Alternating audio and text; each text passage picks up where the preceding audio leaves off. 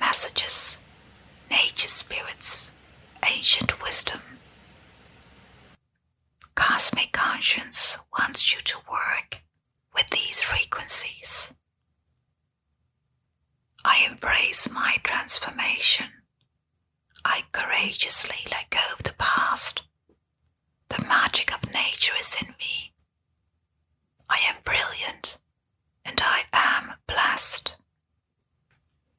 Dragonfly is an ancient creature. It is estimated that they have been on the planet for millions of years. They are gifted survivors. Their brilliant colors come only with maturity. This is the core truth of their wisdom, growth, enlightenment, and your best self comes with time. Dragonfly asks us to be patient with ourselves and the process. Their first 2 years are spent in the water as a nymph. In late spring they crawl to land, dry themselves off, and take to the air. The last stage of their life is stunningly short. Dragonfly people are urged to seize the brilliant moment while they can. If Dragonfly comes fluttering into your awareness, know that messages, change, and opportunity are on the wind. Perhaps a loved one, who is now spirit, is reaching out. Nature spirits and magic are always near Dragonfly people.